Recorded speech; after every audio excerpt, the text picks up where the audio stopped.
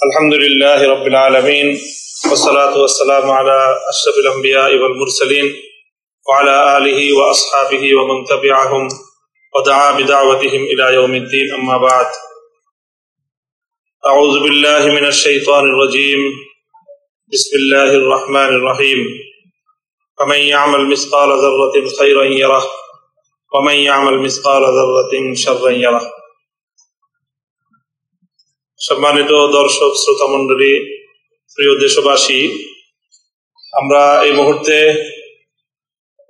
গণমানুষের সংগঠন বাংলাদেশ খেলাফত মজলিসের পক্ষ থেকে দেশবাসীর উদ্দেশ্যে আমাদের সংগঠনের কিছু বক্তব্য তুলে ধরার জন্য আপনাদের সম্মুখে উপস্থিত হয়েছি।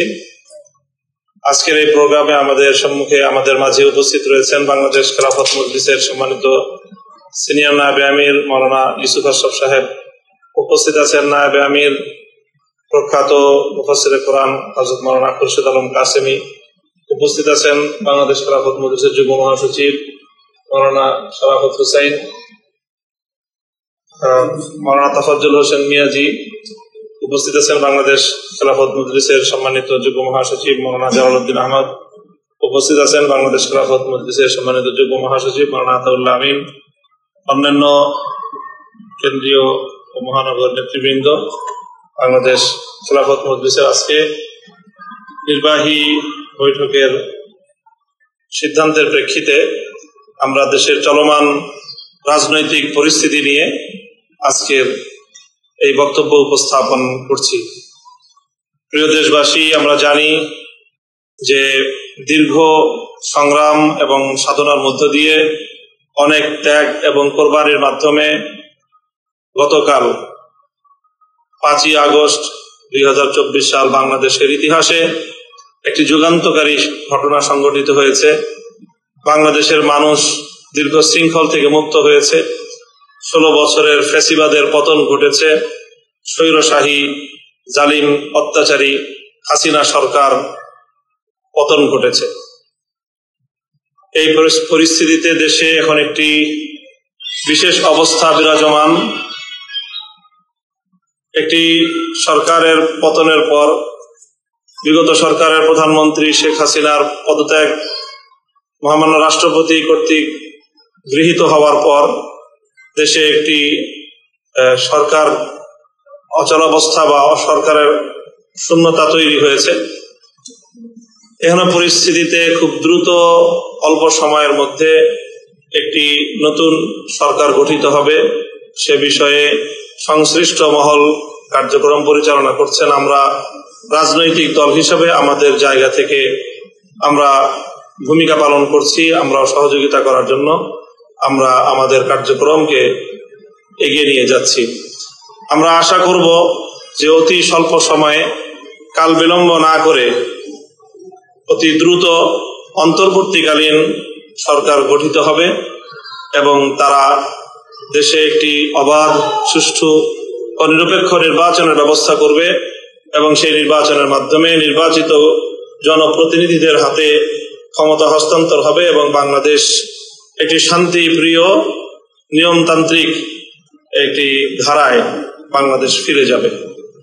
প্রিয় দেশবাসী, আজকের এই পরিস্থিতিতে বিশেষ করে গতকালকের গণ অভ্যুত্থানের মুখে ফ্যাসিবাদী সরকারের পতনের পর আমরা লক্ষ্য করছি রাষ্ট্রের বিভিন্ন সেক্টরে কিছুটা বিশৃঙ্খলা এবং এক ধরনের অচল অবস্থা বিরাজমান রয়েছে।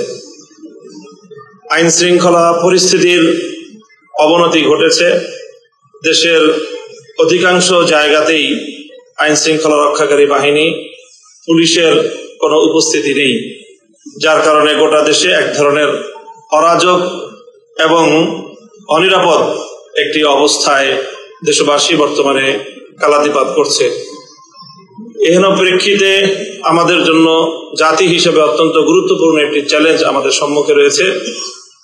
যে চ্যালেঞ্জ আমাদেরকে সম্মিলিতভাবে ঐক্যবদ্ধ শক্তির মাধ্যমে উতরে যেতে হবে, যাতে বাংলাদেশ নতুন কোনো অশুভ শক্তির ষড়যন্ত্রের শিকার না হয় নতুন কোনো অশুভ শক্তির করাল গ্রাসে যেন পরিণত না হয়। এজন্য সর্বপ্রথম আমাদেরকে গোটা দেশ জুড়ে চলমান অরাজকতা যে কোনো মূল্যে রুখতে হবে। অনেক প্রাণহানি ঘটেছে, প্রায় গতকাল সহ 500 প্রাণহানির কাছাকাছি ঘটেছে গণমাধ্যমের সূত্র মতে। আর এর বাইরে যেই তথ্যগুলো আমরা পেয়ে থাকি তাতে প্রাণহানির সংখ্যা, নিহতের সংখ্যা এর চেয়ে আরো অনেক বেশি হবে বলেই আমরা অনুমান করে থাকি। এই বহু প্রাণ গিয়েছে। এই সকল শাহাদাত বরণকারী বাংলাদেশের শিশু, নারী, পুরুষ, আবার বৃদ্ধ বনিতা, যারাই চলমান ফ্যাসিবাদ বিরোধী এই সংগ্রামে আত্মদান করেছেন, শাহাদাত বরণ করেছেন, আমরা রব্বুল আলামিনের দরবারে তাদের সকলের এই শাহাদাতের কবুল হওয়ার জন্য আমরা দোয়া করছি। তাদের শোক সন্তপ্ত পরিবার পরিজনের প্রতি আমরা গভীর সমবেদনা প্রকাশ করছি। সেই সঙ্গে দেশবাসীর প্রতি আমরা আহ্বান জানাই যেন ক্ষতিগ্রস্ত প্রতিটি মানুষের পাশে, প্রতিটি পরিবারের পাশে আমরা সকলে যার যার সামর্থ্য অনুযায়ী সাহায্যের হাত নিয়ে আমরা তাদের পাশে যেন দাঁড়াই। সেই সঙ্গে আমরা দেশবাসীর প্রতি আহ্বান জানাই যে রাষ্ট্রীয় সম্পদ সহ দেশের সকল জাতীয় যেই প্রপার্টিজ রয়েছে, দেশের সকল স্থাপনা, গুরুত্বপূর্ণ স্থাপনাগুলো যেন আমরা সকলে রক্ষা করি, কারণ এগুলো কোনো ব্যক্তির সম্পদ নয়, এগুলো সরকারের সম্পদ নয়, এগুলো রাষ্ট্রের সম্পদ। কাজে এই বিষয়ে আমাদেরকে খুব লক্ষ্য রাখতে হবে। এই বিষয়ে আমরা বাংলাদেশ খেলাফত মজলিসের সর্বস্তরের দায়িত্বশীলদেরকে, নেতাকর্মীদেরকে পাড়ায় পাড়ায়, মহল্লায় মহল্লায়, জেলা উপজেলায়, ইউনিয়ন, ওয়ার্ড, মহল্লা পর্যায় পর্যন্ত স্বেচ্ছাসেবকের ভূমিকা পালন করার জন্য উদাত্ত আহ্বান জানাচ্ছি। সেই সঙ্গে পুলিশ সহ আইন শৃঙ্খলা রক্ষাকারী সকল বাহিনী, যাদের জনগণের জানমাল ও রাষ্ট্রীয় সম্পদ রক্ষা করার দায়িত্ব রয়েছে, তারা অনেকেই এখনো এই পরিস্থিতিতে তারা দায়িত্ব পালন থেকে বিরত রয়েছেন।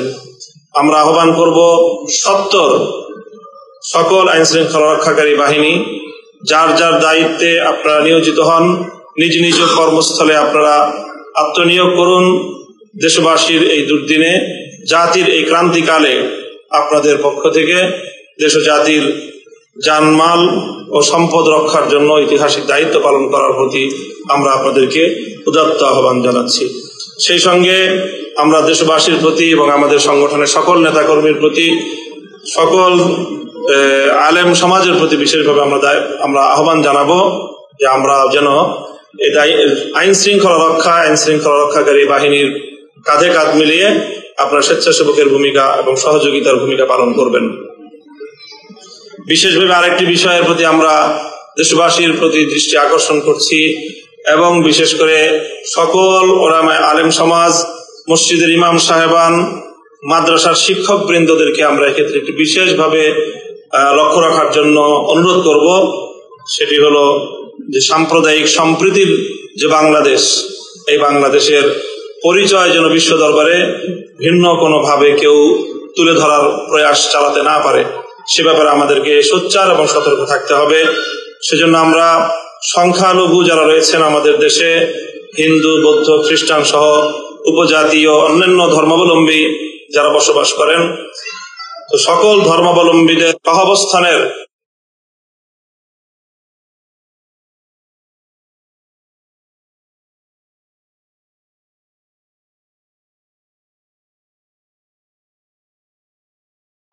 প্রতিষ্ঠান, তাদের বাড়িঘর ইত্যাদি আপনারা রক্ষা করার জন্য নিজ নিজ জায়গা থেকে গুরুত্বপূর্ণ ভূমিকা পালন করবেন।